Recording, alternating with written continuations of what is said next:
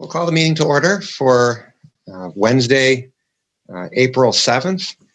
Board of Selectmen, please join me in the Pledge of Allegiance. I pledge allegiance to the flag of the United States of America and to the republic for which it stands, one nation, under God, indivisible, with liberty and justice for all. We'll begin, as we always do, with public audience. And Susan Messino is with us. Hi, Susan. Oh, I'm looking at your name and your face is over there. Hi, go ahead, Susan. Hi, good evening.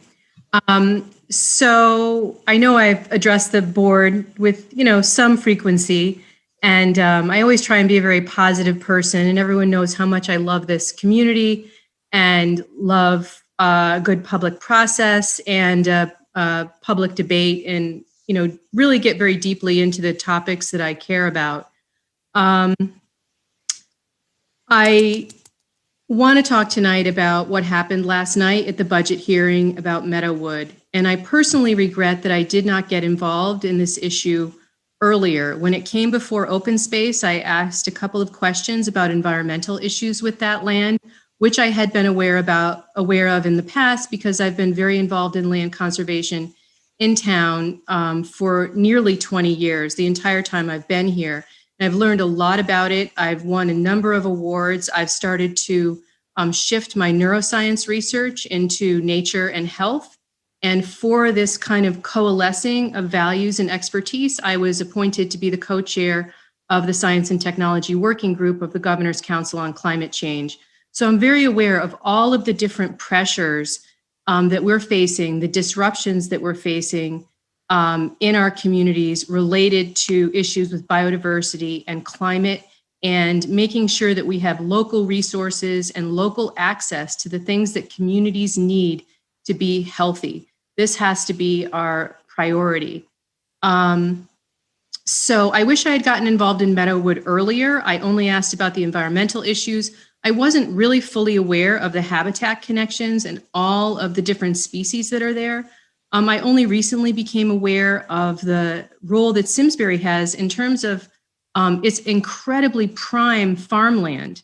We are the top 20 towns in a state with the best farmland in the country. This is, you can't get land back. Meadowood has a coalescing of natural and cultural values, and the civil rights history. It's just incredibly powerful and unique for many reasons. And what I witnessed last night at the budget hearing, after getting so many comments from people, written and in testimony, I'm just going to be very blunt that I really felt it was an orchestrated abuse of power and a violation of the public trust to not even second the motion to discuss that referendum item. And I love this town so much, and I really feel like, we have an equal number of, Republicans, unaffiliated, Democrats. I'm friends with all stripes of people.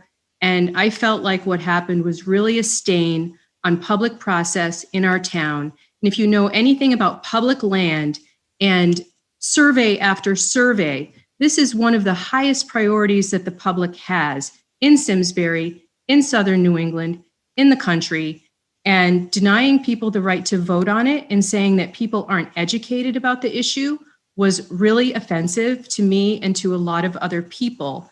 And what I think is happening, although I don't know a lot about it, is that the Board of Finance is upset with the Board of Selectmen about their operating budget. And they took it out on the public, on this piece of public land, where we're getting $3.5 million in assistance to secure an irreplaceable asset for the long term for everyone. This is not a special interest. This is in everyone's interest, and everyone deserves the right to vote on it. And as Vice President of the Simsbury Grange, I'm here to announce tonight that the Grange will be having drive-up hours from 12 to 5 on Saturday and Sunday. If you'd like to sign a legal petition to support the right of the public to vote on this. And we'll also have an open house if you want to check out the Grange, which is awesome. And I've also sent this information to the town on behalf of the Grange. And I mean, Simsbury is such a great town. We deserve to vote on things that people care about. And I appreciate everyone's work and everyone's time. I volunteer for a lot of things, and I know it's a thankless job a lot of the time, and no good deed goes unpunished. Believe me, I'm very aware of that. But Simsbury, people come here and they stay here because this town is so great. And I want to get this on the right track. So thank you for your time. Yeah, thanks so much for joining tonight, Susan. We received one email that I'll read, and it's from Philip Banker. Dear members of the Simsbury Board of Selectmen, I'm writing to express my disappointment in the Board of Finance's failure to include the Meadowood Conservation purchase in its recommended fiscal year 21-22 town budget. This historic preservation opportunity was recommended by the Board of Selectmen for good reason, as evidenced by the hundreds of verbal and written testimonies submitted during yesterday's public hearing. I encourage the Board of Selectmen to continue their efforts to prioritize this incredible opportunity. Thank you for your time and consideration. I believe that concludes our public audience tonight. Let me turn it over to Tom Roy, who has a presentation on our mailbox policy and some proposed changes to it. Hi, Tom. Oh, you're muted.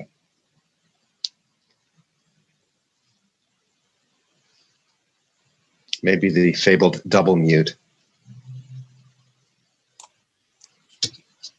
Yep. There you go. Okay. And can you guys all see my screen now? Yep. Yes. Okay. Well, I always start with this one because just like everybody else in Simsbury, I also have a mailbox. A couple years ago, this was my son when he was much younger, fixing our mailbox that fell victim to the winter woes. Everybody else wants to know, how can we have mailboxes and how can we have so much damage? The answer is we have very big trucks. We have a lot of snow. And at times, the combination of heavy, wet snow, all being in a very close environment, does lead to mailbox damage. A lot of different factors on why this happened. Not all snowstorms are the same. When we have a heavy, wet snow, certainly does more damage. Sometimes we can have 2 inches of sleet. And I've literally been in the passenger side of the truck seeing how the sleet will just roll up under the plow, make these giant slush balls, and just roll right over a mailbox. Different types of snow events have a different factor. Speed of the truck is certainly something that we pay a lot of attention to. All of our trucks are digitally monitored for speed. Every time that truck comes back to the shop, all of the information is uploaded from the truck's computer to our data management system. So we're able to go back and see exactly how fast our trucks are plowing at any given point in time along any given road. So when we get a report that somebody feels their truck was going 65 miles an hour on Echo Lane, we can go back and see whether or not that was true or not. I can see Mike Payne chuckling over there because he knows that most of our trucks, even on the best day, going downhill in the summertime, cannot go 65 miles an hour. The other problem, sometimes it is because of the trucks and sometimes it is because of the snow. But the other thing is we also have some mailboxes that may not be constructed in such a way that they're meant for a New England winter. Thin decorative finials, artistic pieces of wood elements, thin metal elements just don't hold up well to the environment. We also have the problem, we have people call me up and they tell me my mailbox is up for 35 years and now suddenly it came down. We question how long do we expect that 4x4 timber post to last in the New England environment? Sometimes our drivers do make mistakes. By no means are they perfect. And they will either go over the curb or they will misjudge and the plow will make direct contact with the mailbox. And I can assure you that every time the plow makes contact with the mailbox loses. I know Eric went out for the snowplow ride along a couple years ago, and I'm sure he could tell everybody the truck is very large and the plows are heavy iron. The other thing that does happen from time to time is, if you can imagine, during a winter snowstorm, we have a lot of car accidents. Sometimes a car will go off the road and run over a mailbox. Clearly, when that person comes home and sees their mailbox go over, I'm usually the first person that they call, because who else could it have been? The other thing that we have from time to time is we see people who are plowing driveways, backing up, going in, backing up, going in. they misjudge and they actually may hit a mailbox themselves. One of the things we look for is how a mailbox might be damaged, which direction. And when we see a mailbox leaning back into traffic, it's a pretty good indication that it wasn't one of the town trucks. Some of the typical problems, mailboxes in this town all too often are installed very close, if not hanging over the roadway. The photo on the left is from Avery Way, where not only is it hanging over the curb line, it's hanging over the curb line on top of a catch basin. One of the things our drivers work very hard to do is clear the snow from the catch basin. So when that snow melts, we're not going to have ponding of water in the roadway. We see a lot of mailboxes that have been repaired over and over and over again. And at a certain point, kind of like this center photo, there's not much left for those screws to attach to. And of course, to the far right, that's that 30-plus-year-old rotten post. How in the world could it fail? Proper installation, what we're looking for in Simsbury is 9 inches back. You will see if you Google U.S. Postal Service, and some of them, they will say 4 to 8 inches away. We've talked to our postmaster. 9 inches is fine. I'd actually say 9 to 10 is ideal. You want to get that back. It just increases the odds of having a long duration relationship with your mailbox. We have for years had the current policy that's in effect. It's very, very similar to other communities in Connecticut and in New England. In the event that the mailbox is actually struck by the plow, we will make a payment of currently $25 for a mailbox and $25 for a post, no reimbursement for labor. Clearly, the current market value, and we'll talk about this in a minute, that's in range, but it certainly does not cover the labor associated with getting it installed. And not everybody has a small child like I showed you at the beginning that can help you install it. If the damage was caused by the force of the snow and slush and everything else, we do not make any payment. However, when our staff members go out to make that evaluation, we have historically said, for an extra 10 minutes, if they can put a couple of screws in there, if they can attach it with a piece of plywood that we might have at the shop and allow our residents to continue to get mail, we've done that. We've invested that time, and that's beyond our current policy. The town manager is always authorized to interpret this policy and make reasonable determinations to go above and beyond if special circumstances warrant that. So when we get the phone call, what do? Usually during a snowstorm, we'll get a couple of phone calls, and the next morning, sometimes the phone will light up. Sadly, sometimes it can be 25, 30 calls that next day. And it's tough. They're not always happy calls, and there's certainly a level of frustration. So when our staff go out and look at the mailbox, it's a little bit of an investigation. And what they look to do is see what evidence do we have of whether or not the mailbox was knocked over by the force of the snow and slush, or whether it was the plow itself.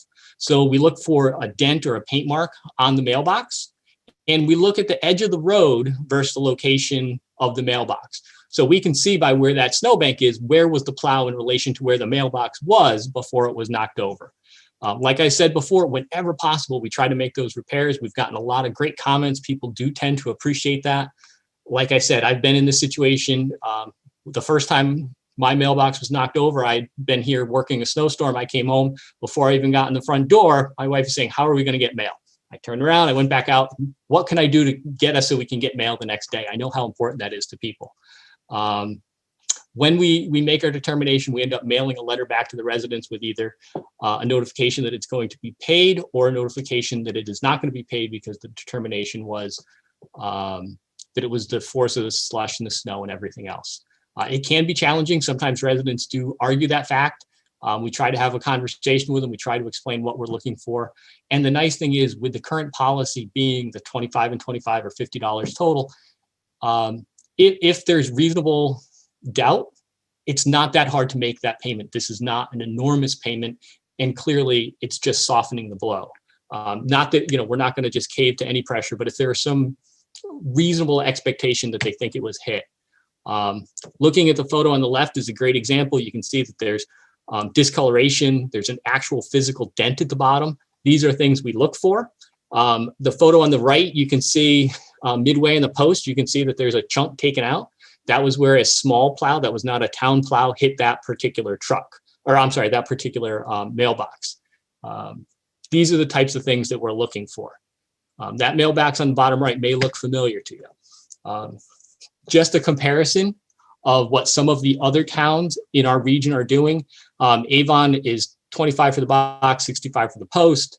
Bloomfield 25 and 50. A couple of towns such as Farmington will actually go out and install a standard 4x4 post and mailbox. That is something we have considered. To be honest, I do not believe in Simsbury the standard 4x4 post and mailbox would make most of our residents happy. We see there's an awful lot of the Cape Cod mailboxes. We see a lot of the Walpole woodworker mailboxes. And clearly they are more expensive. They are very nice looking. And I don't believe if we went out and replaced with a simple, straightforward 4x4, that would meet the expectations of our community. You can just do it. We regularly take a look at like, what is the cost? Can you actually replace the mailbox for the 25 and 25 we're currently doing? Looking down at on the far left, these are the cheaper versions. There was one as cheap as $9 for a mailbox. I didn't want to put that up. I don't know how cheap a $9 mailbox is, but for a mere $14, you can get a mailbox. We actually had to buy a mailbox because we have temporary mailboxes that we'll loan out in some cases. We went down to one of our local hardware stores. The mailbox that seemed fairly nice was $20. 4x4 posts have gone up a little bit. They're just under $30 now. For anybody who's bought any wood since this pandemic started, you all know that all the wood prices are shot up through the roof.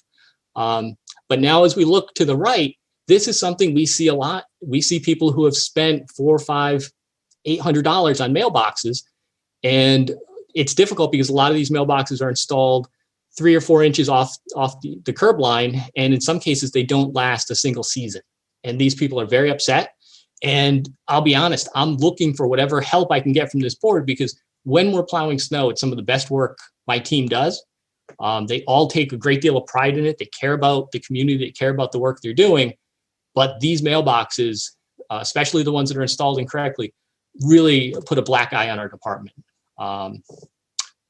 So we're looking to see what we can do. The one thing I would suggest based upon the current price of lumber is to raise the post payment from 25 to 40, keeping the mailbox at 25.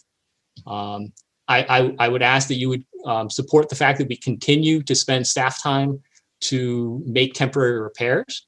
One of the challenges we have is sometimes we make temporary repairs and we send a letter that says these were temporary repairs.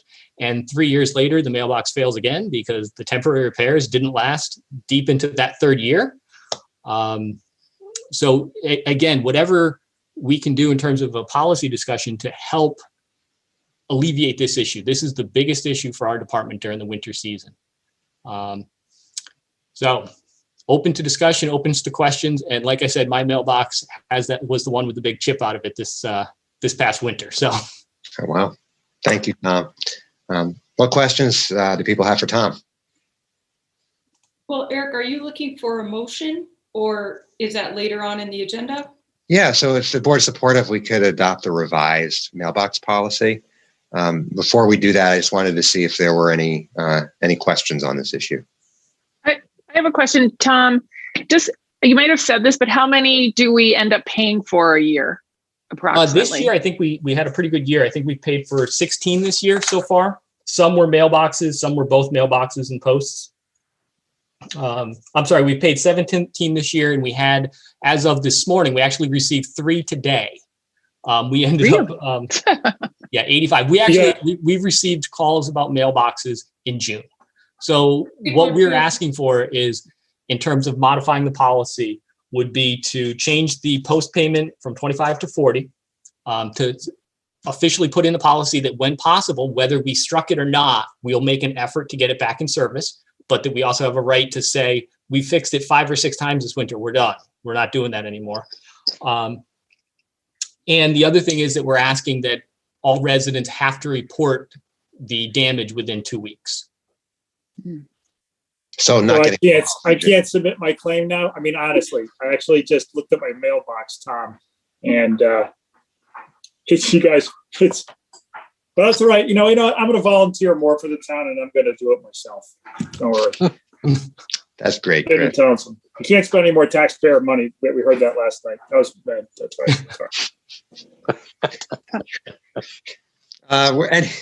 Any questions or feedback for Tom? Just on the speed issue, Tom, I know that comes up a lot where we all have radar tracking in our eyes in terms of how fast your trucks are going. I mean, your team is particularly sensitive to that, right? I mean, Very I know. so. Go ahead. I know there was one this winter in particular where the resident was very upset. Tom, I think you're made delayed. its way to a number with how we approach our residents, but when we went back and looked at the data, it was 8 miles an hour. Yeah. I did not want to tell that to the resident because, again, that's not what they wanted to hear, but it was 8 miles an hour. Yeah, no, and I know you take that very seriously, right? Because that's part of our insurance and risk management and best practices. And again, that's not something we can't have a plow truck doing 50 in a residential neighborhood because that's dangerous for the driver. It's dangerous for the residents, and it's just not something. No, that's right. And that's why, and this year, clearly it wasn't going to happen. We've always encouraged the snowplow ride along. We think the more residents that understand and for every resident that goes, they tell 10 or 15 of their friends. Mm-hmm. I know Wendy had a good time. Wendy, she went on one of the most difficult runs. I did. So if say 30 people a year came to us, it would add $15 per mailbox, which would be $450 to give them the opportunity to get a post, right? Reasonably. That'd be correct. So I don't see that. I think the only issue is like, how much time are you guys spending fixing mailboxes? But if that's really part of the job, then it's part of the job. I'll be honest, it's one where it is a challenge. And the one staff member that does most of our mailbox inspection takes a lot of pride in it. And I feel bad, but I sometimes tell them, like, look, 10 minutes. If you can't do it in 10 minutes, walk away. If you fixed it, too many times, you got to walk away. Yeah. And it's meant just as a courtesy so that they can continue to get mail. Right. I appreciate that. Yeah. Yeah. And goodwill. It's really a goodwill effort. Yeah. And like I said, and I mean this wholeheartedly, if there is anything that any members of the community or members of this board can do to help us get that message out, that none of these drivers are trying to knock over mailboxes. No, Right. Tom, I know your guys try really hard, and being out and about in town, it's never an issue of them going too fast. All right, let me see if there is a motion. Is there a motion effective April 7th, 2021 to adopt the mailbox policy as revised? I'll make a motion. I'll second it. Any further discussion? All in favor? Aye. Aye. Aye. Anyone Thank opposed? you, Tom. Yeah, thanks a lot, Tom. Thank you, buddy. Thank you. Before we move on, 2 items, I wanted to see if there would be support in adding an agenda item to the end of Selectmen action that would extend fee waivers for restaurants looking to add temporary outdoor dining. I'll make a motion for that. Second. All in favor? Aye. Aye. Any opposed? Okay, we can add that to the agenda. I also, we realized last night toward the end of the Board of Finance public hearing that a very important piece of public feedback had been missed, and that was an email that was sent by Joan Coe, arguably one of our more engaged residents in town. So what I wanted to do right now, if it's okay with the board, is read that email because it was missed last night, and then we could continue on with the agenda. Eric, just to clarify, buddy, the Joan is indicating that she sent comments specific to this meeting. Oh. That were, I think they might have gotten lost in email land. They were sent last night to the town clerk, and that's what she was inquiring about reading. Ah, okay. I don't have that copy. I believe the comments from last night were inadvertently missed, and I believe they've been since added to the public hearing comments with the rest. But Joan just forwarded me her email comments for tonight, and she also sent me verification that they were submitted to the town clerk last night. Okay. Sean, if you have that, would you mind reading it? Yeah, I would, because I think it's important that we get all public comment. So I appreciate the latitude here. So this is from Joan Co. Board of Selectmen meeting April 7th, 2021. According to town records, February 2020. Mark Rustick, building superintendent, was observed acting inappropriately by police officer at Tooten Hills Schools. As a result of the observation of the police officer, who is trained to observe inappropriate behavior, escorted Mark Rustick to Public Works facility for further observation. It is alleged that Mark Rustick failed the drug test and was placed on administrative leave. Several years ago, Mark Rustick was arrested for possession of marijuana, living at the Apple Barn Homes. It is alleged recently there was another incident where Rustick was under the influence of drugs. Again, Rustick was placed on administrative leave and not returned to work. Has town manager Maria Capriola fired him, or will Mark Rustick be allowed to retire? During the recent Board of Finance meeting, there was discussions on the pensions. It was noted that long-term town employee who recently retired is receiving approximately $240,000 a year. This is more than double his salary when he retired. It is alleged that Jerry Toner, who was hired during the Shanks administration as director of recreation, has accumulated longevity payments and receiving a retirement check of $240,000 a year. Are there other employees that accumulate this outrageous payment? It is possible for the town to renegotiate this payment. There have been incorrect payments made to town employees in the past. It is alleged that Janelle Mullen, past zoning official, received at least 1 week's salary for not working. A police officer had his salary calculated incorrectly when he transferred from another town. After his challenges, it was found that the town's calculation was incorrect and he was paid the additional benefits. Every employee should review their stubs for correct calculations. Mistakes are made. Affordable housing has been the state legislature's policy for many years to create a crisis where none exists. This is an industry composed of attorneys and building lobbyists. The legislation has been a result of state legislators who are mostly attorneys creating a stringent law that changes the zoning regulations and imposes arbitrary regulations that may have unintended consequences for years to come. The Affordable Housing Act has become a money-making industry for the attorneys and the lobbyists paid by the building industry who profit from the restrictive laws. Recently, the zoning board had lengthy hearings on the affordable housing proposal on Climax Road. The attorney for the developer proposed a site plan that had 19 homes, 6 affordable on 4.5 acres of land. The attorney for the developer received an insurmountable amount of money on his billable hours, and the landowner, who can be considered a robber baron for using affordable housing as a tool to rape the land.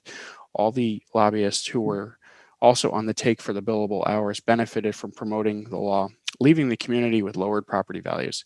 Anyone who voices their opinion against these projects is considered a racist as a tool to quash the dialogue. This has nothing to do with being racist, since poverty or low-income families come in all races, shapes. Eno Farms Affordable Housing has continued to be an alleged fraudulent operation from the onset. This complex was developed by the law offices of Rome, Casey, Kennelly, and Klebanoff on April 1993, under the direction of CHFA, the Connecticut Housing Authority, the present owners of the facility, and the state attorney offices of the Charities Division, under the direction of Attorney General Richard Blumenthal, and approved. This was the boilerplate proposal to CHFA drafted by the law firm for many affordable units throughout the Hartford area, with the caveat of Eno housing restrictions under the Eno Trust. The letter states, I did make appropriate changes which necessitated by the Eno Farms declaration of the cooperative. I have also included some language from the model market rate lease. This was approved by CHFA. The Eno Farms Affordable Housing has a notation on the land records that the property is for low and very low affordability. At present time, CHFA is the owner of the property and cannot be sold due to their inability to have a clear title to the complex.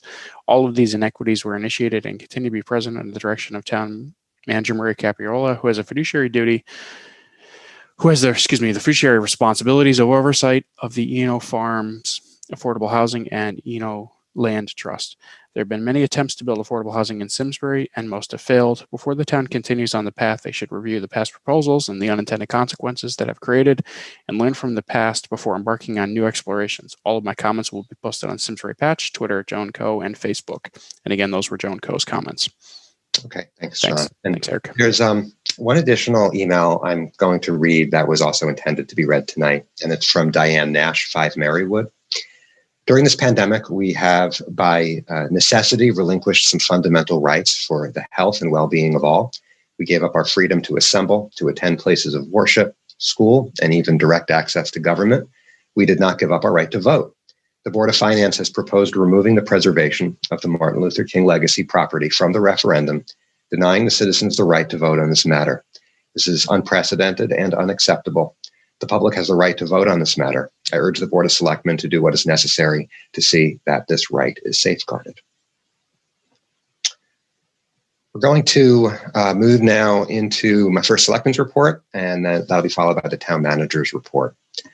The state is currently scheduling vaccinations for people who are 16 and older and live or work in Connecticut. More information on vaccine eligibility can be accessed at ct.gov/COVID vaccine. If you don't have internet access, appointments can be scheduled by phone, 877-918-2224. As we've been hearing throughout the evening, yesterday, Monday, April 6th, the Board of Finance held their annual budget hearing. I do want to thank the more than 165 people who participated, writing letters and joining in person to speak. The vast majority of the people who participated, more than 130, expressed their support in favor of the Meadowwood acquisition, a once-in-a-lifetime opportunity to preserve 288 acres in Simsbury with a rich agricultural history, and the site where Martin Luther King worked during his time in Simsbury. The project would cost the town approximately $2.5 million, with the remainder of the cost coming from grants and donations. The Board of Finance last night declined to forward the Meadowwood acquisition to referendum, denying the public an opportunity to weigh in on this project. Supporters of the Meadowwood acquisition are holding a petition drive. If they collect nearly 1,000 signatures required, this project would move forward to a public vote. This weekend, both Saturday and Sunday, that's April 10th and 11th, from noon to 5, the Grange is holding an open house, 236 Farms Village Road, for the purpose of collecting legal signatures. You must be a registered voter in Simsbury to sign. I wanted to share that Town Hall and the library are expanding their walk-in hours. Town Hall will be open Monday and Wednesday, 8:30 to 4:30, then Fridays from 8:30 to 1. Visitors will be checked in at a central reception desk and screened for their health status. Only one patron will be permitted to visit a given department at any time, although there will be some exceptions, especially if the person has a disability. Patrons are also continue to be encouraged to conduct business by phone, mail, email, or online when possible. The library is open Tuesdays and Thursdays from 9:30 to 8, Saturdays from 9:30 to 5:30. 1 hour of computer use is still available Monday, Wednesday, and Friday from 10 to 5. You can make an appointment by calling the library at 860-658-7663 and selecting option 2. Curbside service is still available Monday, Wednesday, and Friday. The Department of Community and Social Services continues to provide food programs, daily virtual programming, and is accepting applications for energy assistance. The department will begin taking applications for renter's rebate on June 1st. The Senior Center is currently offering tax assistance in partnership with AARP. For additional information on that program, you can call 860-658-3283. I did want to share that we do receive questions from residents who want to understand why our town facilities aren't more fully open. There are a couple of important reasons. The first is that the town has a small custodial staff, and in order to keep up with stringent cleaning protocols, we're alternating the days that Town Hall and the library are open. Second, staff has been alternating days that they're working in person, allowing the town to preserve a portion of its workforce if we were to have a major quarantining situation. All of our reopening plans are developed in close consultation with the Farmington Valley Health District, and building hours are regularly reevaluated as more people are getting vaccinated. A couple of virtual events to share. Aging and Disability Commission is joining with the Simsbury Public Library in collaboration with AARP Connecticut to learn more about maximizing comfort and safety as our needs change with age. The virtual program is scheduled for April 14th at 6 p.m. It's free, but registration is required. You can register on the library's website by clicking on virtual programs. Also, each month, Spirit Council hosts a virtual conversation as part of its Let's Talk series. This month, the focus is Arab American and Muslim culture, dispelling stereotypes and recognizing contributions. That panel discussion takes place Thursday, April 8th from 6:30 to 8 p.m. And you can also register for that under virtual programs on the library's website. Last but not least, the Simsbury Grange is hosting an electronic recycling event on Saturday, May 8th from 9 to noon. That's going to be held at the Old Well Tavern. You can drive up, bring as much as you want. Unloading will be assisted by local students and Scout Troop 76. A $10 donation is suggested. Green Monster e-cycling ensures responsible recycling of electronics, storage media, computers, and accessories. And you can visit simsburygrange.org for more information. Maria, your town manager's report. Great. Thanks so much, Eric. Sure. Good evening, everyone. Just a quick coronavirus update for folks this evening. Our numbers over the prior week actually largely remained flat for our most, again, recent week over week and over the prior 2-week period as well. So we currently remain at the red alert status. And our cases were 16 positive cases per 100,000 residents. And our positivity rate for those being tested was 3.1%. With the most recent 2-week period, we were currently at 56 positive cases. We went from 34 cases down to 22 cases in the most recent week. So that was good to see. You may recall we had a great 6-week clip where we were making very positive strides downwards. And at one point we were down to as few as 8 new cases in a week. And then we had 3 consecutive weeks, unfortunately, where that trend was, reversed, and we had, rather large increases in positive cases. So again, good to at least see that trend come downwards in the most recent week. The Farmington Valley Health District is reporting that they're seeing the most significant increases in positive cases amongst children up to the age of 19.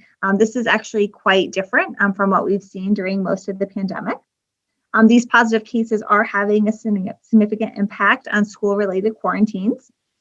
They are continuing to see household spread, travel-related exposures, occupational exposures, and social gatherings as the primary sources of the spread of the virus at this time. And just a reminder to folks that they should continue to engage in mitigation strategies such as mask wearing, social distancing, and limiting the size of the social gatherings that they are in.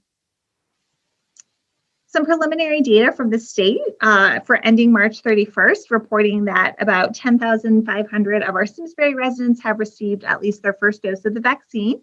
That's about 41.5% of our population. The good news is nearly all folks in town over the age of 75 have received at least their first dose. And again, same thing with nearly all of our residents in town over the age of, between the ages of 65 and 74 have at least received their first dose as well. In terms of our workforce for the month of March, we had 4 staff members who were quarantined, as well as 4 staff members who had positive cases. For the month of April to date, we've had 1 staff member quarantined and 1 positive case. As Eric mentioned earlier, sometimes, the quarantining that we might have to do or when we have positive cases can result in staffing shortages. But we've been very fortunate to date, even when we've had situations where we've had a number of employees from the same department that have needed to be quarantined, we have not actually had to shut down any of our essential services. With the alternating days that were open and staff, again, alternating their days in which they physically work in our buildings, we've been able to preserve the workforce. And then when we do have an, experience, say, again, a large scale quarantining situation, when I say large scale, maybe say, 3 to 5 people with some shifting of schedules and such, we've been able to keep things going. So again, that's been a really important goal for us because we do provide essential services. We certainly want to make sure, that when you call 911, there's a dispatcher there to pick up your call, or that there's a police officer available to respond to your call for service, or during the winter that we had truck drivers available to plow snow. So those are just some examples of the services we provide and why it's so important for us to keep as much of our workforce as healthy as possible. Moving on to department news and notes. From Culture, Parks, and Rec, we have Jonah Wellens, who will be joining our team as our new assistant golf course superintendent. You may recall Brian Johnson was recently promoted following Mike Wallace's retirement. Jonah is a graduate of the Winter School for Turf Managers at the University of Massachusetts Amherst. He has 16 years of experience as an assistant golf course superintendent and a year of experience as a golf course superintendent. He's really excited about joining the team here. He's going to be getting work on April 12th, and we just want to say welcome to Jonah. From engineering, we have an announcement from Aquarian. They will be cleaning various water mains throughout Simsbury on April 13th, April 20th, and April 27th. This will likely occur overnight hours, 10 p.m. to 8 a.m. in the morning. Folks may experience some water discoloration and loss in water pressure due to this. They do have the locations posted on their website, so we have provided a link for folks if you want to take a look at that. And from Public Works, a reminder that we have a household hazardous waste collection coming up on April 24th. You may recall we do participate in a regional collection system. This particular event will be held at the Farmington High School. There will be 2 additional dates that will be in Simsbury on June 12th and October 16th. And we've provided some information in terms of what items can be collected and a link to our website with additional information. From Social Services, a reminder that the Renters Rebate Program will begin taking applications on June 1st. It's for the rental year of 2020. Individuals and couples age 65 and older and those legally disabled may apply. They must have lived in Connecticut for at least a full year, and the annual gross income limits are $37,600 for individuals and $45,800 for couples. And the Department of Community and Social Services, in partnership with our Aging and Disability Commission, will be sponsoring a sensory-friendly spring fling. Details of that event are listed in the manager's report. And also from Social Services, some good news as we're starting to, again, expand back to sort of slowly expand back to normal. They will be reinstating their blood pressure and blood sugar screenings, as well as their hearing clinics. So the dates in which that will be taking place, along with the phone number to sign up for those appointments, is provided in the report this evening. And lastly, just a reminder that the town is currently accepting applications, essentially nominations, for the 2021 Hometown Heroes program.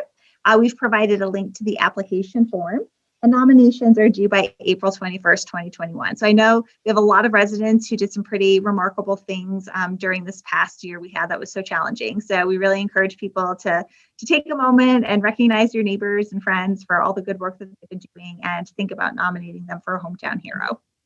Great. Maria, has that gone out over news and announcements? It did go out over news and announcements, I believe, I think last week. Oh, okay, super. Yeah. Thank you. You're welcome. Okay, I'm going to continue with Selectmen action. The first, item A, is the designation of Code Enforcement Officer and Assistant Wetlands Officer. Laura Barkowski has served in our planning department for, I believe, a little over a year, if I'm not mistaken. Maria, or I want to see if staff wanted to provide any thoughts about her service before we move on with this motion. No, just we're really excited for Laura. She's done a phenomenal job for us. She was recently promoted to the position of Code Compliance Officer. You may recall our charter has a little bit of unusual requirement in that it asks you all to designate folks in the capacity of Wetlands Officer as well as Code Compliance Officer. And when I say it's a little unusual, state statute actually requires our land use agencies to make that designation. But we also have that additional charter requirement for you all to do that as well. So this is that sort of, essentially we're just taking action and kind of codifying what the land use commissions will be doing as well. Okay, fair enough. Is there a motion retroactive to March 22nd, 2021 to designate Laura Barkowski as an Assistant Conservation Inland Wetlands Officer and as the Code Enforcement Officer? These designations shall remain in effect until rescinded or Ms. Barkowski's separation from service, whichever comes first. I'll move that, Eric. Oh. That was people are very excited to move this one. Mike, I heard you and I saw Sean's lips moving, so perhaps you could second the motion. Okay. Is there any other conversation? All in favor? Aye. Aye. Anybody opposed? Okay, that motion carries. Item B is a community project funding request. So the Committee on Appropriations in the U.S. House of Representatives is looking for requests for community project funding. And staff is recommending a $300,000 request to renovate and expand the pickleball courts in Terriffill. And I was wondering if Maria could just provide a little more context on why that particular project was chosen and a little bit more about the thinking there. Sure. Thanks, Eric. So this is something that just popped on our radar within the last week or so. And there were some specific categories in terms of types of projects that might be eligible for the funding. And then the Congresswoman's office had also stated that a community engagement process must have occurred for any project that does receive funding ultimately. And so at a leadership team level, we took a look at some of the categories of types of projects that might be funded, as well as some of our recent studies that included a community engagement component. So for example, the library strategic plan, our parks and open space master plan, our bike ped master plans. Again, we kind of took a look at some of those community engagement processes to see which of those processes had a project that might fit into the federal criteria. So that was kind of how we really came to this particular project. And then if folks have, maybe specific questions about the project itself, I would probably turn it over to Tom. Great. Thank you for the context. Were there any questions on this item? Chris. Hey guys, good evening. So I'm not familiar with these are existing courts up there, Tom? So there was existing old tennis courts that about 2 or 3 years ago we painted over the existing tennis surface and painted 2 pickleball courts using the 2 existing tennis nets. The courts are built on an asphalt. They're an asphalt court with no structural base underneath them, so it constantly moves during the winter and cracks. The renovation we're talking about would be a complete tear out and something called a post-tension concrete playing surface in there. Basically, it's concrete with rebar in it, so it won't move and we won't have cracks all the time. And obviously we'll be able to enhance the facility by going from two courts to 6 courts. Those of you who know what pickleball is, it's a very social game. The groups like to play together. There's groups that meet regularly in the mornings and in the evenings to play. This would satisfy that demand. I'm getting constant calls and emails looking for availability of pickleball courts. Henry James isn't available during the day, during school hours. The Simsbury Farms courts, as you know, we've had the debate whether to put some lines up there or not. But either way, the playing surface there needs to be renovated. That's why we've had that in the out years. We've been asking for money to do a heavy duty crack repair. This just takes care of all of that. It would draw more people to that area, and it's a growing game. It's not something. And the money is coming from whom, and what was the criteria? You want to take that, Maria? Sure. So the money. I read this. I'm trying to get this out into the public for conversation purposes. So that's why I'm asking. Sure, no problem. Yep. So the money would be coming from the federal government, sort of like an earmark. I hate to use a very old-fashioned term. Sometimes they would refer to it as pork, right? But it's federal earmarks for communities. And in the packet, there was a few pages that were part of this attachment that lists some of the sample types of categories and types of projects that could be included. Right. So the money couldn't go for the golf course irrigation project. I don't think so, based on what we saw. Here's where I'm going. After last night's sort of conversational and divergent conversations that occurred, things like special interests were brought up, which is, I think, actually is a valid concept, sort of mediating towards the loudest voice at one time. I mean, this is something we still talk about. So why are we thinking about bringing online a court that is something we can make the decision today to not or an activity today to not fund and not move forward, which serves a growing population but a small population, take that $300,000, put it towards the irrigation, which last night was cited as something that was moved off down into the off into the future, using Meadowwood as sort of a leverage point, which is incorrect. And Meadowwood is not what put the golf course irrigation system into the future. It's Latimer Lane, folks. Let's make sure that's clear. But I think that we do have a need for irrigation. And I would think that that $300,000 could be better spent there rather than that pickleball court. That's the way I would like us to start thinking about things, potentially in light of sort of the governance that seemingly the Board of Finance would like to start to apply to us. So maybe that's just my points, putting it out there into it's for conversation standpoints. Yeah. So just if I can respond quickly, the literature we were given to review, the golf course irrigation system doesn't fit into that category. We were given some advice about the price range of some of the projects that could be considered, and the irrigation system does not fall within that either, as well as the community engagement component of it as well. Yeah, I was going to make a comment. Interesting that it's for recreation purposes and it's engagement. That's surprising. So, Chris, before we go on, Chris, I just want to acknowledge and underline your point, and I agree with it, even though it may not be the right fit for this money. Wendy?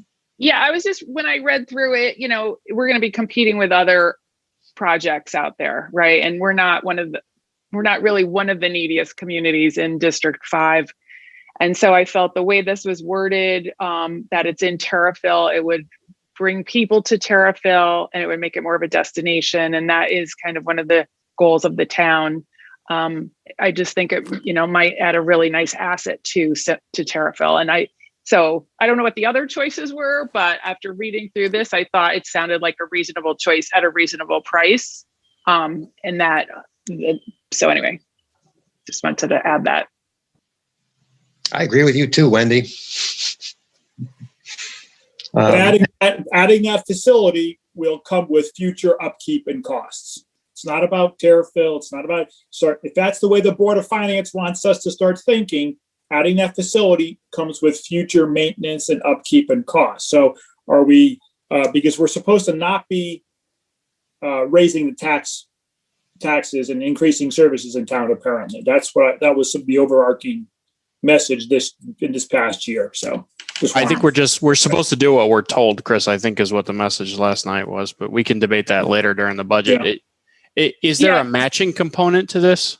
Because I noted in the Congresswoman's letter, there potentially is a match depending on, it did say that. Yeah, we don't have a lot of specifics in that regard. Okay. Yeah.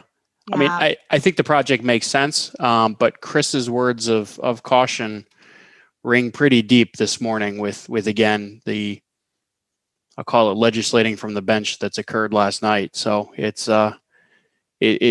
interesting, the new world that we're evolving into, and whether that was an anomaly or whether that's going to be the continued path that one of our peer boards is going to continue to be on. So one thing though, Tom, sorry.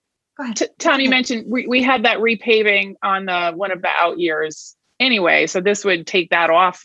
That would cover that because it would replace the whole thing and may result in less maintenance and costs over the time.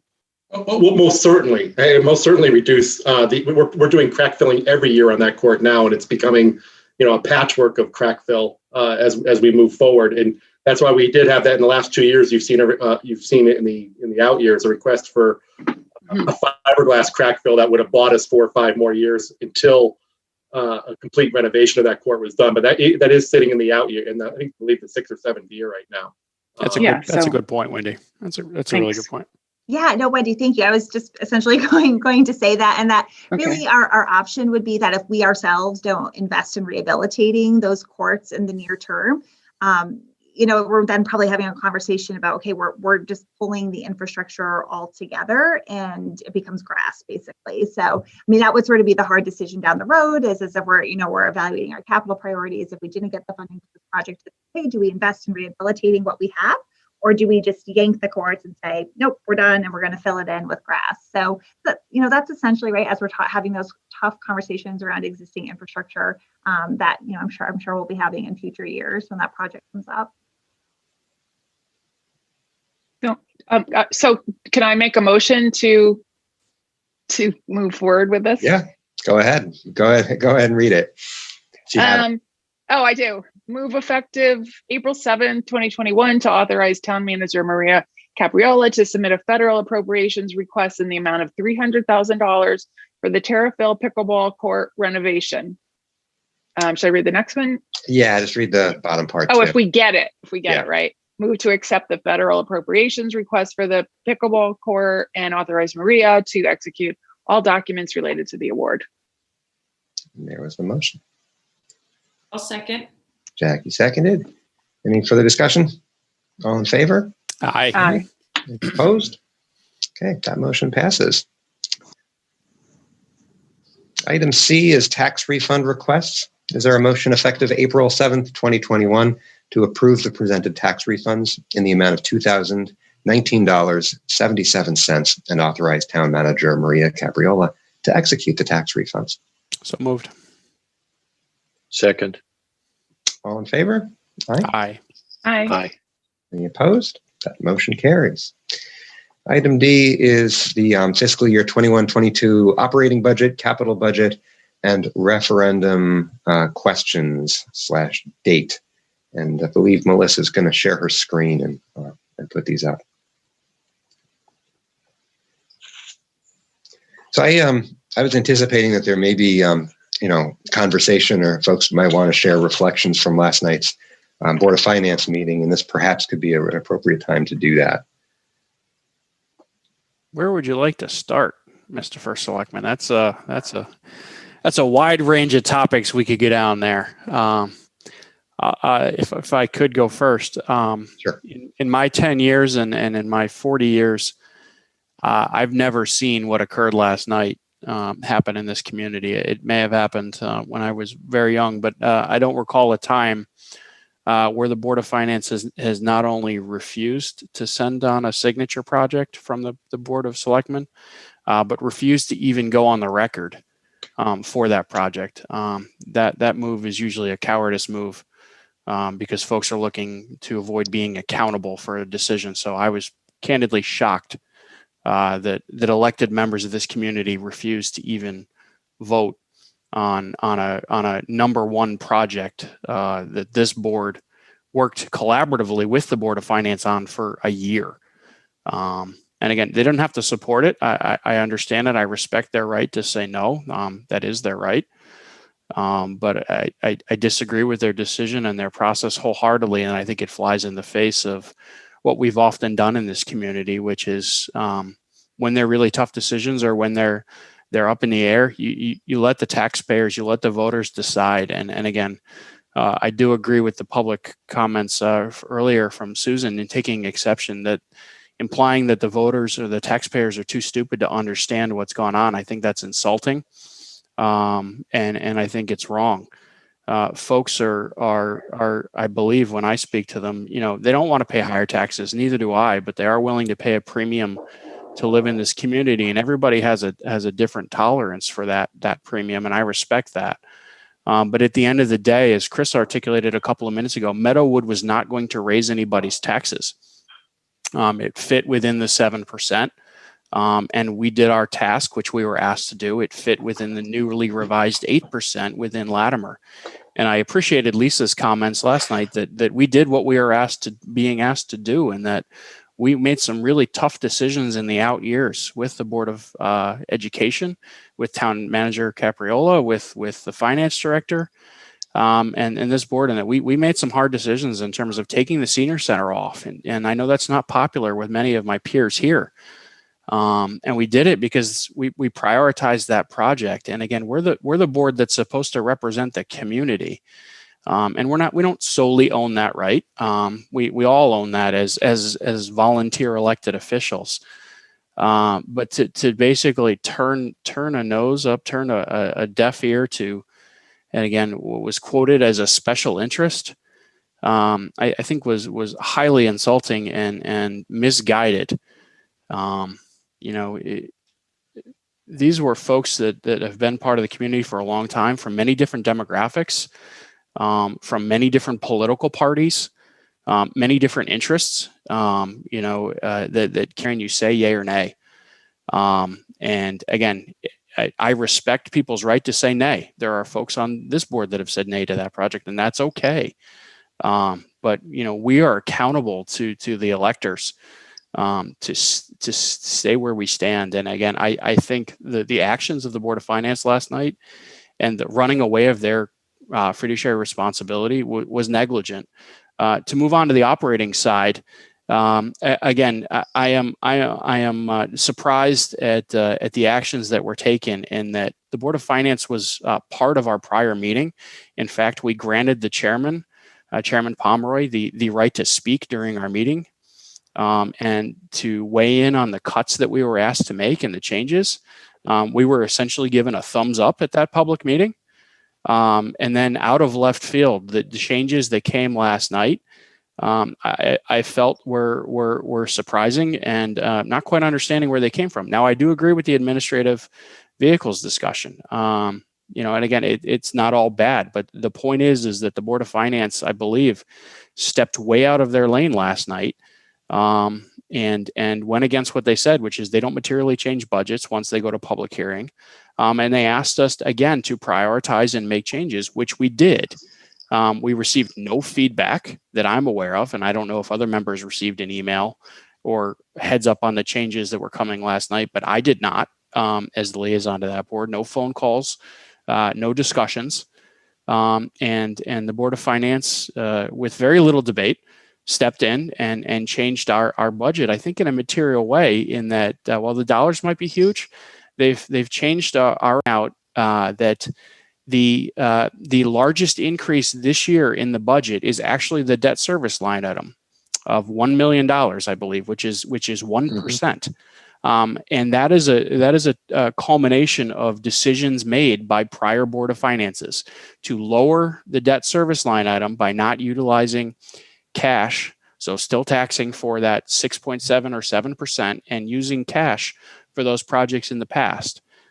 Because of that change in policy, where I believe they went all the way down into the low sixes, they've now had to work that up over the years. So Mr. House's impassioned comments on our operating expenditures were misguided, in that the largest driver of the tax increase, in fact, the reason the taxes are increasing, is because of that $1 million increase in the budget, and that our operating budget and the Board of Education's operating budget, standing alone with the mill rate, or excuse me, the grand list changes, did not actually raise taxes. So I agree we didn't do what we were told by mom and dad, but we are an independent elected board, and we made educated, thoughtful decisions in consultation with town staff and experts. And again, I think facts were misrepresented and cherry-picked last night to tell a misleading story to a really important time. And again, it's nobody's fault that there is a tax increase. They're culminations of decisions over long periods of time by all of us that have been elected.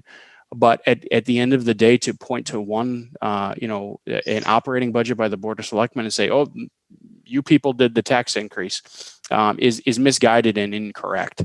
I know I'm taking up a lot of airtime here, Eric, but I am particularly frustrated and concerned with again the tone and tenor of the Board of Finance last night and our expectations in the future in terms of is the Board of Finance's intention to get into the policy side of the house.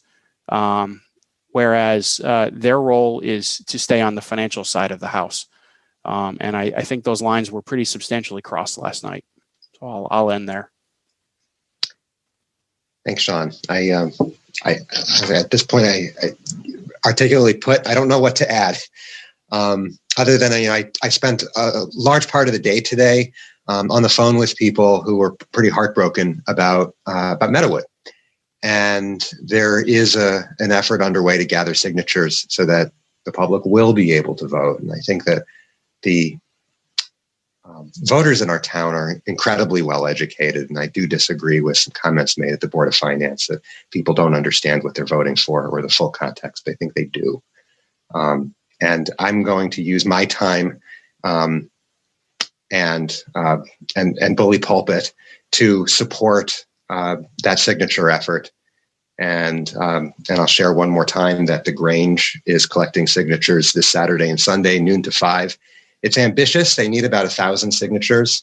But my hope is that we can gather those this weekend and move this swiftly to a vote. I'd like to see what other thoughts people have. Wendy? Yeah, I'd like to comment. I have a kind of a different view than Sean and maybe some of you, but I wasn't upset or anything with the recommendations last night to the cuts to the operating budget, because some of them we had proposed here. Jackie and I voted for it. So it was nice to see that it was taken the step further to follow through on that last night. And then some of it was a little bit more creative thinking than I'm capable of, as far as savings on salaries that may not be filled and then you filled so that there will be money there to use for the overtime. I looked at it that I came into this year hoping to not raise taxes given the pandemic and the impact on not all of our population, but a good chunk of our population and the optics of raising taxes this year. And I know we came in with the assumptions that we were maintaining services to stay the same, but maybe that wasn't the right assumption coming in this year. I don't know what we would have cut. I've talked to you guys about this, or to Maria. But I'm just saying, I didn't find it offensive, and maybe because I'm newer, I just thought it was a good way to find places for extra budget items and pass that off to the taxpayer. As far as Meadowood, I was surprised because, first of all, I didn't know you didn't have to second something. So that was a lesson that I learned, and I didn't realize that the chair is not allowed to second. Had it been reversed, it would have been, he would have made the motion, Lisa could have seconded it, and would have failed 4-2. So I think the outcome would have been the same. It was unfortunate that none of us knew where anyone really stood on the board. I knew where 2 people stood based on the conversations we had. But as far as the rest of the board, I'm not sure if anybody knew how they were going to vote. So that might have been helpful at the disappointment that was felt last night. And, there are some things with Meadowood. I know people who have never heard of Meadowood that live on the other side of town, that don't have children, that don't live near what they remember what it was going to be. So we did have a great constituency last night representing the effort, which really made me feel that it is a great opportunity for the town, but there are people that don't know what it is. And there is opportunity cost, which is some of the points they made last night by doing it, that things we may not be able to do in the next few years. So that wasn't my, we'll see where that goes, and we'll probably make it to referendum, but those are my comments. Thanks, Wendy. Eric? Mike? I was very bothered by last night on 2 fronts. One front is that I believe the Board of Education, the Board of Finance, the Board of Selectmen have specific jobs and duties. And actually, if you go back to the Board of Finance's slide that they shared, everybody has their own job to do. And I believe that the Board of Selectmen did our job. Whether we did it the way the Board of Finance wanted and preferred, that is open to discussion. But we ultimately got to what they did, and in your presentation to them a couple of weeks ago, they had no input. I very much feel that they are getting out of their lane, and I don't think it's appropriate. They have line item veto on our budget for the Board of Selectmen, but that is not what they did. They started moving things around, and I'm not going to play town attorney, but I don't feel that was appropriate.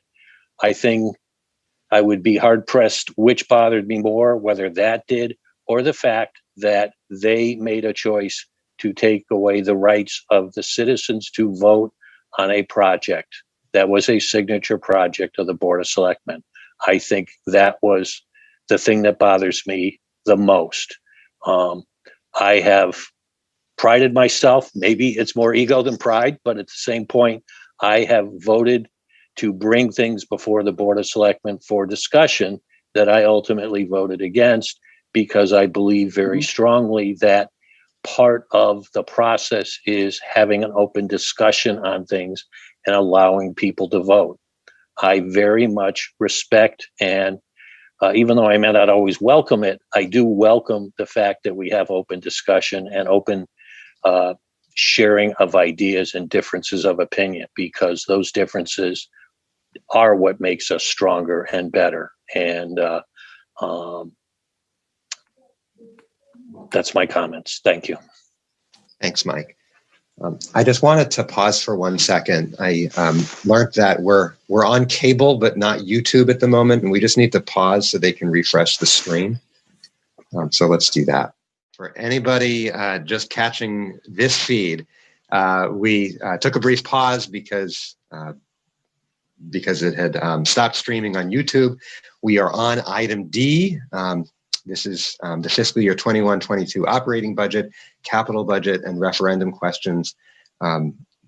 This board needs to set a date for the referendum for that to occur early next month.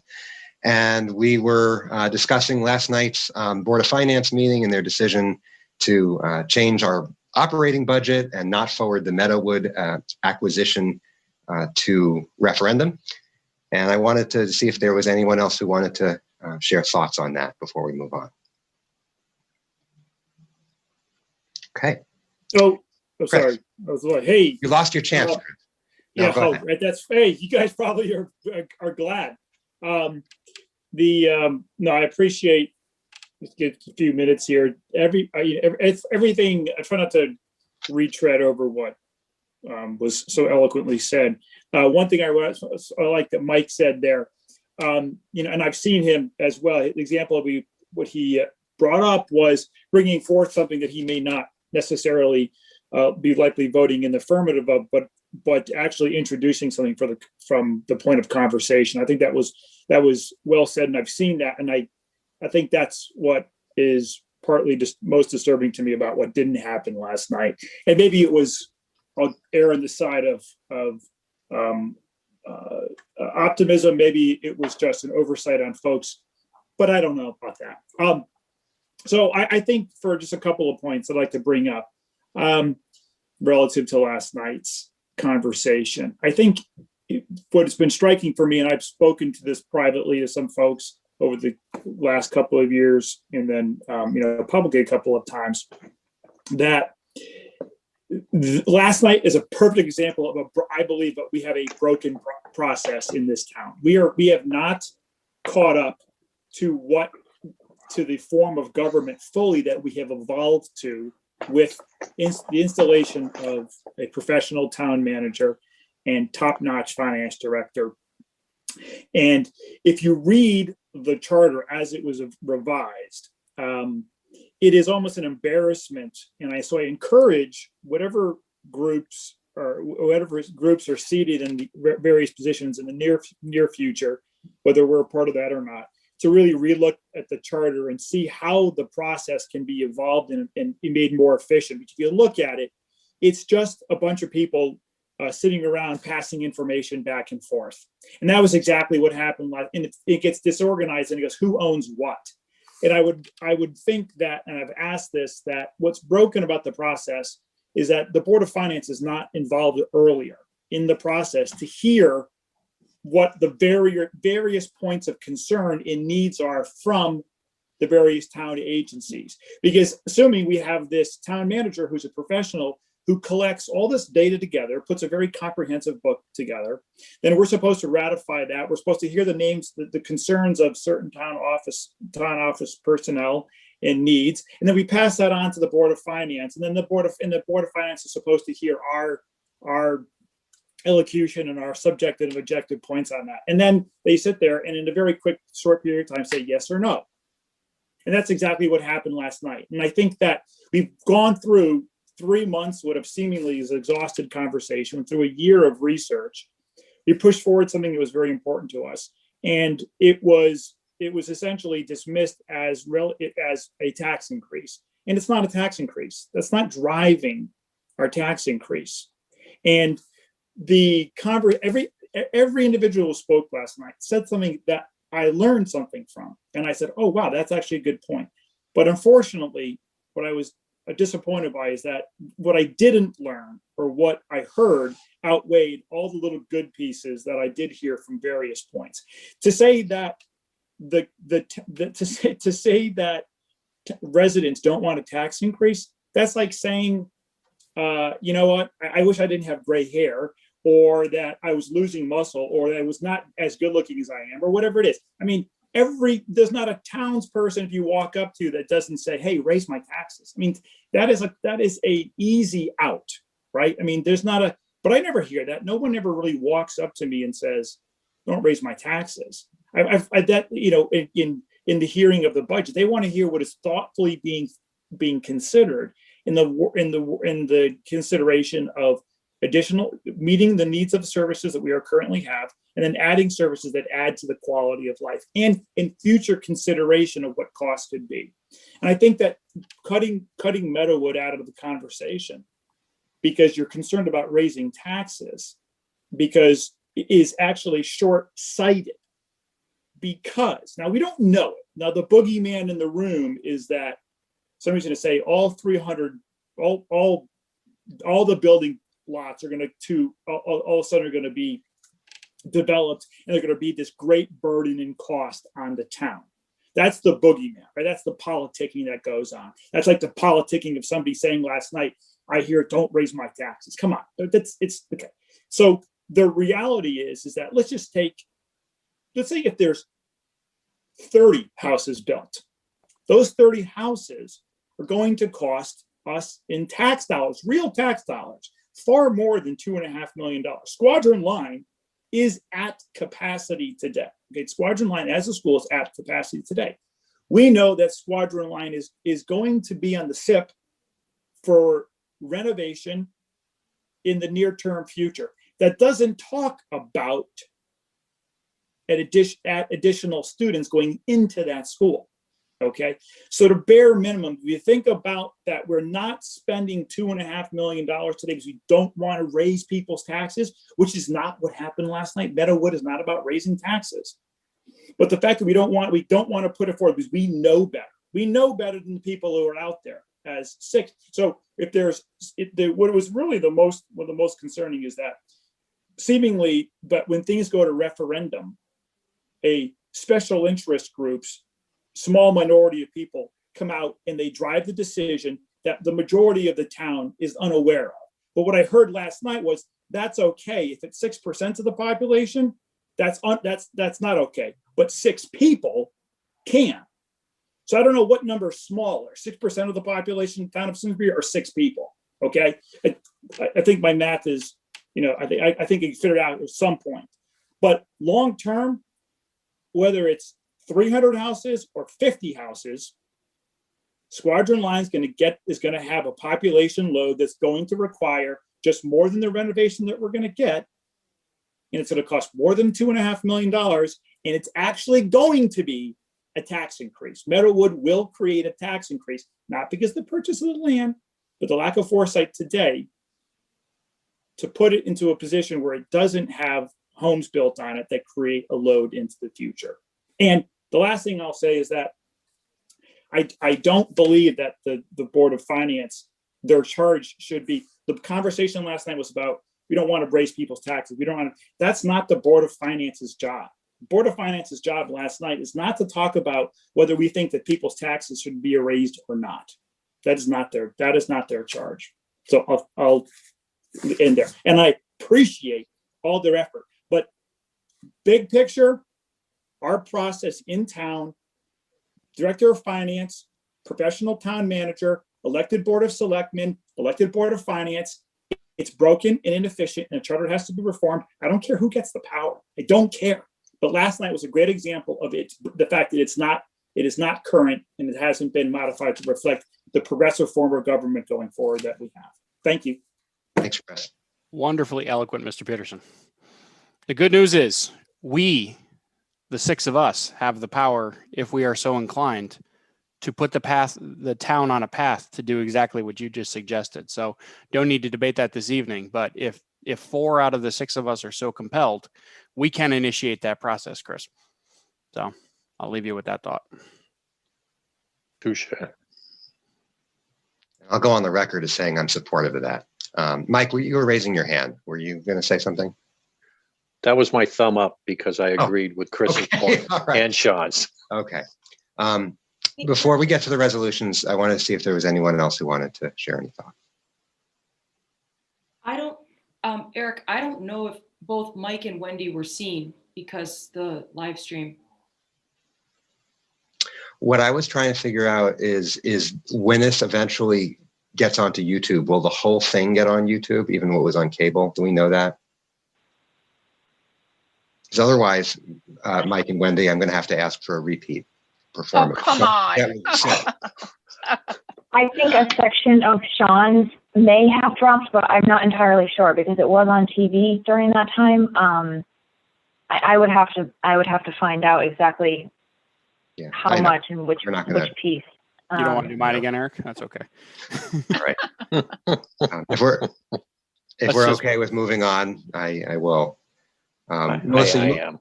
You were about to share your screen. Yeah. Sean, does tradition hold that you read these resolutions? I am more than happy to do so, my friend. All right. So I have to read them and we take them individually, Melissa, correct? I think you can read the entirety of it and then just have someone move second and take a vote on the entirety of it unless, I think that's what you've done in the past. Beautiful. Okay. So the fiscal year 2021-2022 Board of Selectmen final resolutions and referendum questions. Pursuant to Section 808 of the Town Charter, the following motions were introduced at the regular meeting of the Board of Finance on April 6, 2021. Be it resolved that the appropriation recommended and approved by the Board of Finance for the purposes of paying the expenses of the Board of Selectmen annual budget for fiscal year ending June 30th, 2020 shall be approved and implemented in the amount of $24,979,980. Be it resolved that the appropriation recommended and approved by the Board of Finance for the purposes of paying the expenses of the Board of Education annual budget for fiscal year ending June 30th, 2022 shall be approved and implemented in the amount of $73,881,930. Be it resolved that the appropriation recommended and approved by the Board of Finance for the purposes of paying the expenses of the sewer use fund, the sewer treatment plant, residential rental properties, Simsbury Farms / special programs, the non-public schools, and the debt retirement capital and capital non-reoccurring annual budgets for the fiscal year ending June 30th, 2022 shall be approved and implemented in the amount of $14,666,200. In accordance with sections 406 automatic referendum and 808 duties of the Board of Finance. Sorry, there's a chat that popped up to me. I'll start again. In accordance with section 406 automatic referendum and 808 duties of the Board of Finance on the budget of the charter, the recommended operating budgets will be submitted to referendum in the following forms. Questions for the referendum ballot. 1. Shall the appropriation recommended and approved by the Board of Finance for purposes of paying the expenses of the Board of Selectmen annual budget for the fiscal year ending June 30th, 2020 be approved and implemented in the amount of $24,979,980? 2. Shall the appropriation recommended and approved by the Board of Finance for the purposes of paying the expenses of the Board of Education annual budget for the fiscal year ending June 30th, 2022 shall be approved and implemented in the amount of $73,881,930.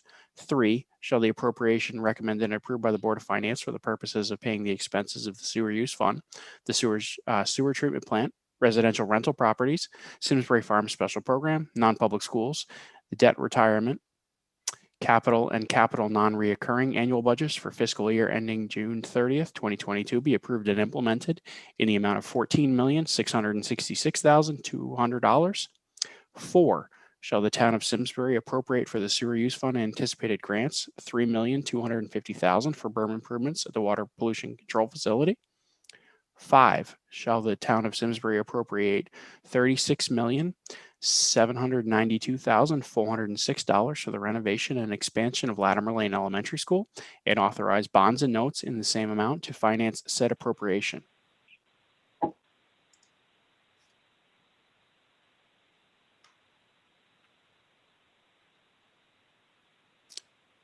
I'll second that if that's needed. Eric, we can't hear you, buddy. Oh, I'm on mute. I'm so sorry. There you go. All in favor? Aye. Aye. Any Aye. opposed? Okay, that motion carries. And then I think you read the bottom part. All right, so this is the motion to set the automatic referendum for the budget. So I move to set the date of Tuesday, May 4th, 2021 for automatic referendum pursuant to section 406 of the town charter from 6 a.m. to 8 p.m. at the Simsbury Public Library, 725 Hot Meadow Street. That is the motion. And we need a second. Second it. Okay, Wendy, all in favor? Aye. Aye. Aye. And folks, please note that is a change in location. Absolutely. Those of us Aye. that are hard coded to go to Henry James, that is not the location this year. It is the public library. Yeah, my understanding is the COVID protocols around pickup in Henry James make that location not suitable. Yeah, so we should all obviously work hard through our channels to get that out because again, I will drive to Henry James that morning out of habit, and then drive down to the library when I remember that's where I should be. There should Pass you. probably be signage right in front of Henry James telling people that day they're in the wrong place. Yeah, don't come here. No, go. Go down the hill. All right, so we've got another page of resolutions here because Melissa likes to punish me. No, because Melissa, before he works any harder than he has to, does he read all of the text? just this first page. So that first resolution is going to waive the reading of the entire 17-page document, but then the second resolution will just list the projects themselves, and that'll take care of it. So yes and no, just this first page. And to confirm, in those 17 pages is the amendment that the Board of Finance made to the 20-year notes for Latimer, and we don't need to address that specifically tonight, correct?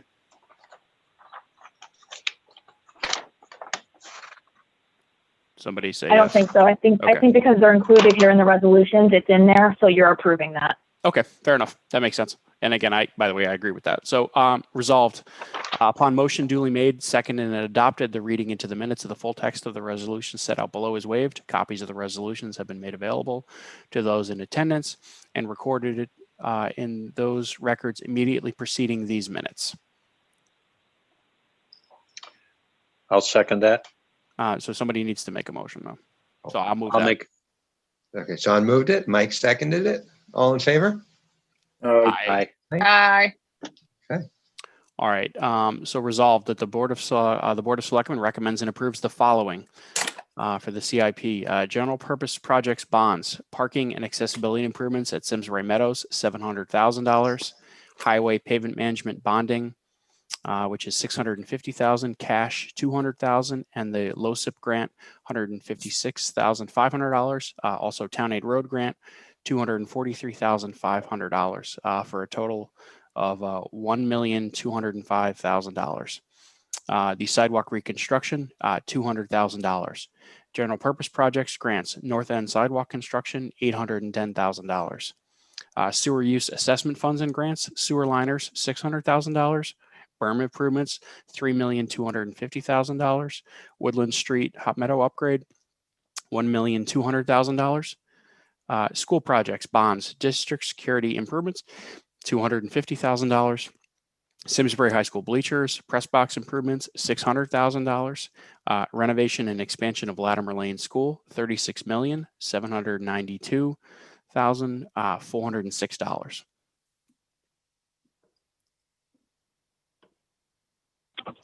And Sean, is that a motion? That you is would that get? is a motion that I So have we'd be made. looking for a second. Second.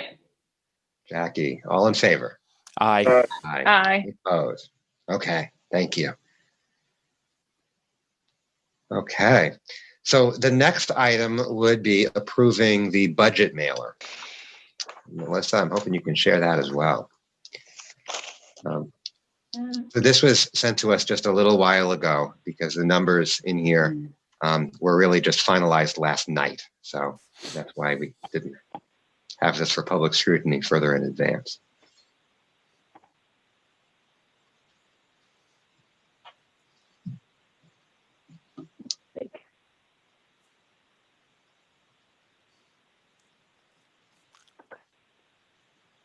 Okay. So this looks like same format as in the past. It's 2 pages. So just let me know if you want me to move around the document here.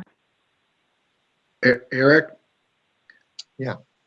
I think you should approve this subject to review and approval of town attorney, because that's the way the statute reads. Okay. I'll put that in the motion. And what I normally do is send it off to state elections enforcement, have Joshua over there take a look at it, and he gives it the thumbs up, and then I send it back as approved. Okay. Unless he makes changes. So. Okay. Bob, that's a really important point, right? Because this has to be strictly a factual document, right? Yeah, they can't be what they call words of advocacy in it. But right. if this is based on prior years, and it looks like it is, it's been pretty much scrubbed of all of that. But it's good to, I have to do it every year. So. Yep. No, it's a really important point, right? Because we don't interject our personal opinions into any of these projects. This is meant to solely inform the voter at referendum what the questions are and what they're being asked to approve or decline. Yeah, that's correct. To that end, Eric, I have a suggestion on that first page. If Melissa can go up toward the first paragraph, I think. What if we bolded Tuesday, May 4th, and the last sentence of taking place at the Simsbury Public Library to draw people's attention to that? I like that. Point. Yeah, makes I would sense. even suggest making that a separate paragraph. Well, you could can you put a big note after it and just say, notice the change in venue? New location. Something like that. Yeah. Good call, Mike. Yeah, it's on the front, vote Tuesday, May 4th. But yeah, that location, if we can just make it huge or call it out. Yeah, either bold it or do it in red or something to draw their attention to it. And I get that this is specifically designed to, that's the mailing white space up there, so we can't mess with that. Just make Simsbury Public Library as big as it can fit in that box, I guess is right.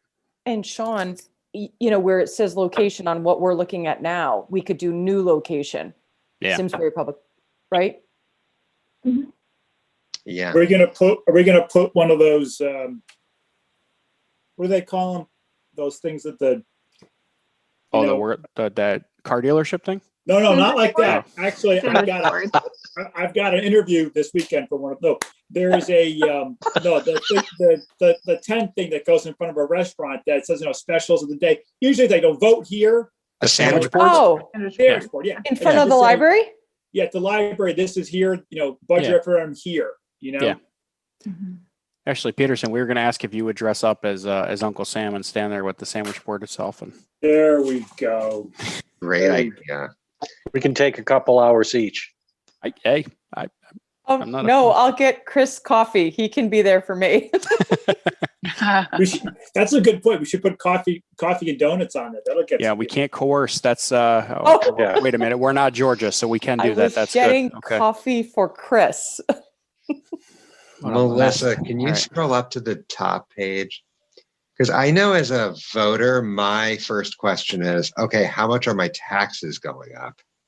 And I know that's here on the right-hand side, but I've always felt like it wasn't the first thing my eye is drawn to.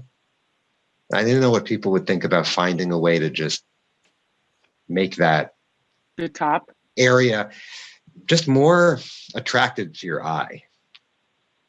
Because I get people get confused between our operating budget and the mill rate, and our operating budget often goes up much more than the mill rate. So, well, I think that's a good call to call that section out, because that's really what people care about. That's probably would be the first thing most people are going to look for.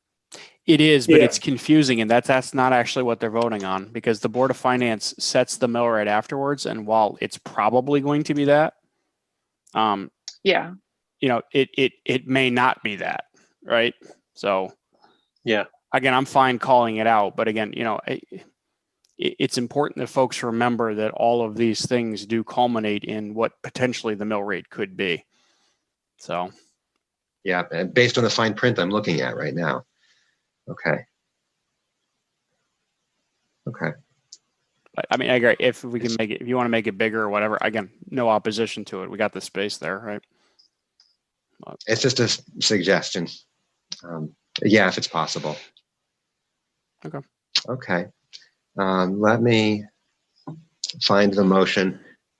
Is there a motion effective April 7th, 2021 to approve and authorize the issuance of the fiscal year 21-22 budget mailer with the changes suggested, and staff is authorized to make changes as recommended by the State Elections Enforcement Commission and town attorney.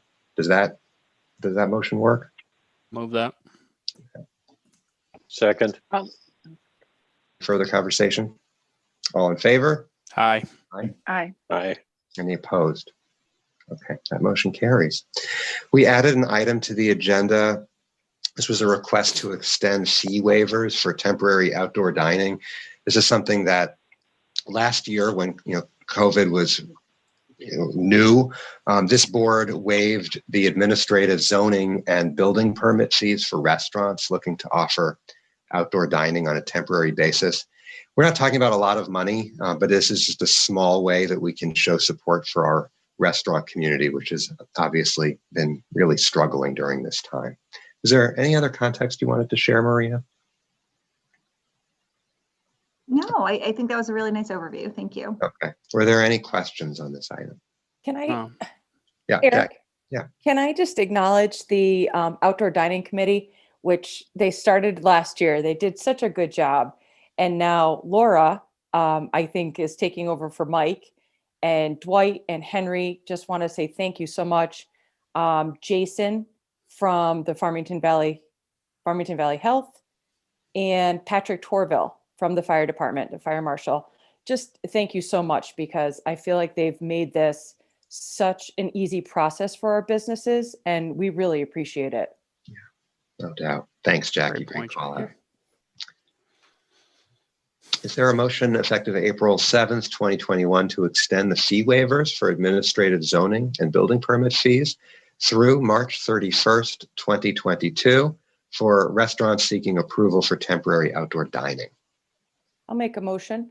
And I I'll forgot to sec- add Sarah from Simsbury Main Street. Yeah. I apologize. Yeah. You're going to catch it for that. Uh-oh. But I made a motion, and I think Wendy seconded. I did. Thank you. All right. All in favor? Aye. Aye. Any opposed? That motion carries. And that concludes Selectmen action. Our last meeting was March 22nd. Are there any feedback on the minutes from that meeting? Okay. Any Selectmen liaison and subcommittee reports? I have a really long Board of Ed. No, I'm kidding. I was doing that for Jackie. The only thing I wanted to say was that there's been noticeable changes in the amount of people that are doing distance learning. And it's really dropped quite a bit, and they expect a lot more people back after spring recess. So things are moving in the right direction. Great. Thanks, Wendy. That was long.